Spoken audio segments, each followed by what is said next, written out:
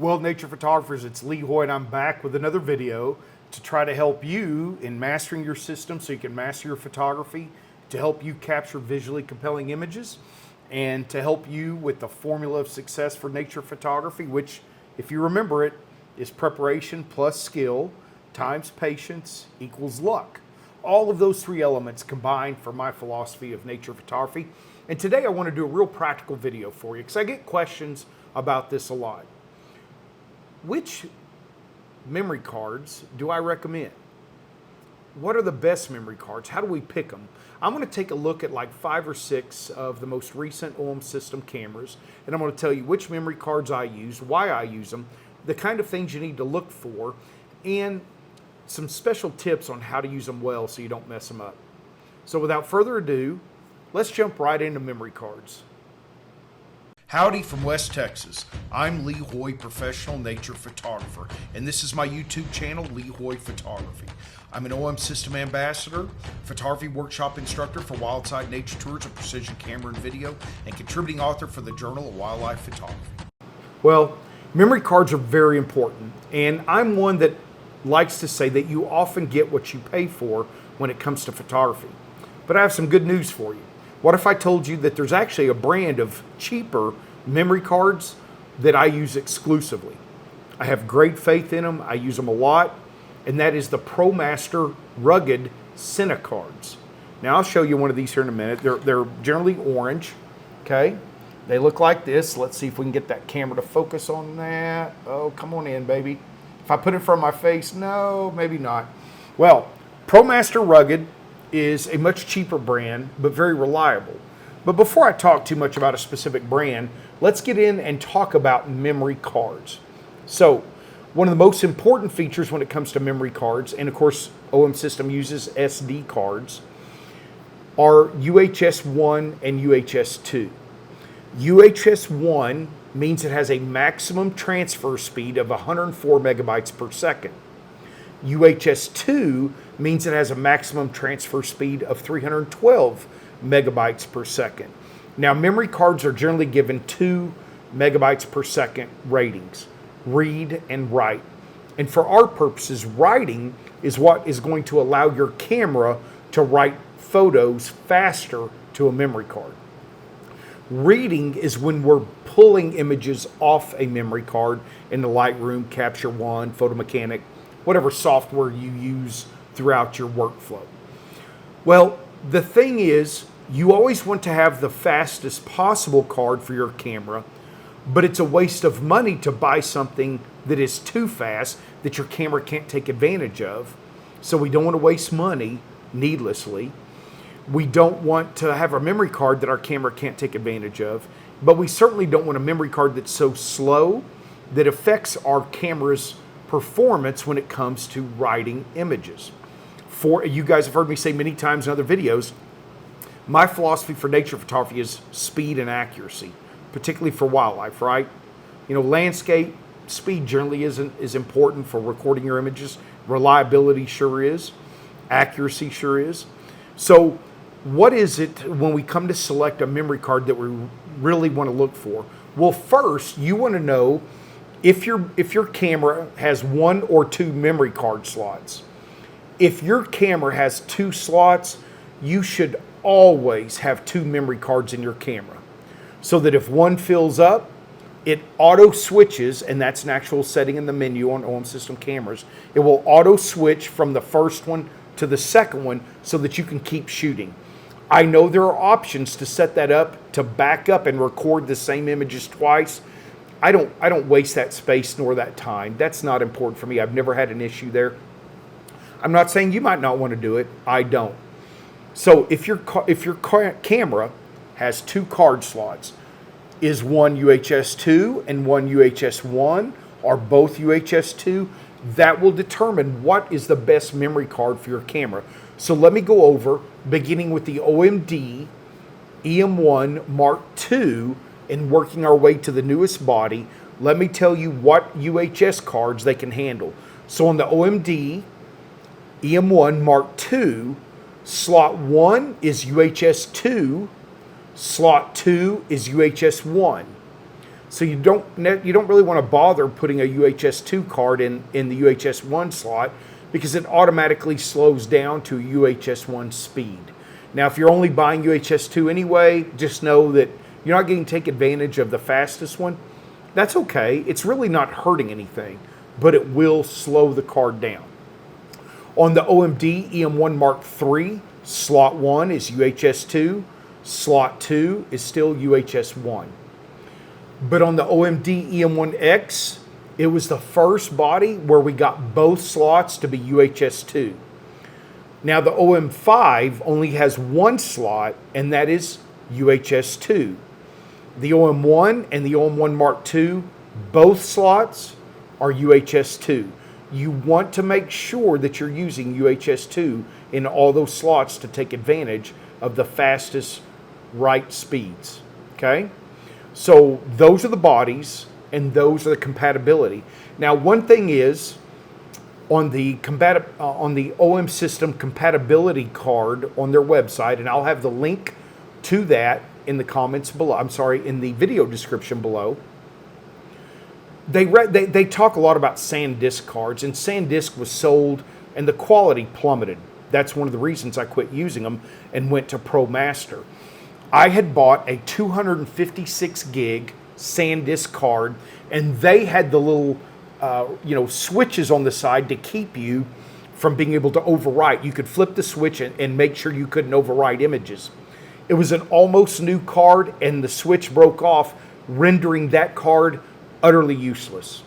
That was my last SanDisk card. Well, the rugged Cine cards don't have that stupid switch. I hate those switches. They're useless. No switch. The rugged cards, they've been through my laundry a couple of times. No problem. They're very durable. They're very fast. In Pro Capture, I've never had an issue trying to record images with the rugged. Okay, so this is important. The ProMaster Rugged Cine is designed for shooting video up to 8K. Well, it has faster read-write speeds, which help me with photography. So the Cine is a card that is actually designed for cinematography, but the speed helps with photography, and our cameras can record these speeds, okay? So you're not wasting money. They're also cheaper overall retail. So which card should you get? Well, the Rugged Cine UHS-2 V90 is the card I buy, V90. And what else is important is size. How big should you get? I own these cards anywhere from 32 gigabyte up to 512 gigabyte. The 512 gigabyte card is in slot 1 on my primary wildlife body. Slot 2 on the wildlife body is a 128 gig card, because if I'm hot and heavy in great action, I do not want memory card space to become an issue. That's foolishness. Why spend tens of thousands on camera gear, thousands on travel, only to go cheap on your memory cards? And by cheap, I don't mean I said these cards are cheaper than others, but why go skimpy on, space? However, you don't always need big cards, and it's not always the best idea. For my landscape, macro bodies, night sky bodies, I don't shoot as many images. So in general, I recommend more cards of a smaller size than a handful of cards that are bigger. Why? Because if a big card fails, you're out more money, you're out more images possibly, and then you have fewer backup cards. I carry a variety of image sizes, 512 to 32. Most are in the 64 to 128 gig size. Okay, quite a few 32 gigs. And I probably carry anywhere from 10 to 12. Now, I don't have that many on me at the time because this moron had his Pelican memory card case in his jacket pocket on a muley in Patagonia, and it fell out with about probably somewhere north of $1,500 worth of memory cards. Thank God the ranch owners found it, but I haven't yet got it back from Patagonia. So I'm looking forward to getting all those memory cards back because I had to buy a bunch more memory cards. I bought a variety of them. Again, 512 for the slot 1 on my wildlife card. And why, Lee, why do you want that much? Well, when I had the bison hunt in Yellowstone this past winter that I did the video about, I shot over 17,000 images in one day. And I had to change out memory cards several times. Thank God I had a bunch. Why would I risk running out at a moment like that? So slot 1 for landscape is going to be 64, and slot 2 is going to be 64 or 32. Now, if I want to do interval, if I want to do some time-lapse photography, then I may go with bigger cards, depending on how long I want the video to be, the resulting time-lapse video. I may go with bigger cards. But for typical night sky, landscape, 32, heck, even 16 gig would probably be fine. It's not like you're shooting thousands of images, right? I mean, a night sky night, if you come away with a few hundred images, that's quite a bit, even with stacking. So you don't always need the biggest card, and it's not always the best plan. Now, when it comes to memory cards, the ProMaster Rugged, and I have an affiliate link to the Amazon store for ProMaster, which I would greatly appreciate if you use. I have a couple of tips. So when I lost my Pelican memory card case, which I really liked, I thought I would try a different one. Polar Pro, and they did not send this to me. I paid full price for this. I got the Slate, which I thought would be a great memory card holder. It has 8 SD card slots. It slides in, and then it screws down, and it's weatherproof. I was really looking forward to getting this. Polar Pro, this sucks. I do not like it. I will be getting a Pelican one again, and here's why. Let me put in a couple of cards. The memory cards, they do not sit. Even if you push hard, they do not sit very well in this silicone type holder. So here's what's going to happen. So I pushed them hard, and they're already popping back out. So again, I'm not trying to make this happen. See that? It's caught on the car. Oh! Now, what if it's noisy? What if clients are asking me questions? I just lost a memory card. Now, the other one's not even in the slot. Look at that. I'll be honest. I've bought quite a few Polar Pro products, and they were well-done products. This should have never come to market. $50 for this crap. Do not waste your money on the Slate. It's useless. I can't risk losing memory cards. I suppose I could use it for holding extra memory cards in the house, but every time I try to close it, memory cards pop out.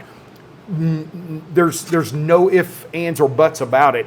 Every single time, it pisses me off for $50. Horrible design, Polar Pro. Go back and redo this. This does not work.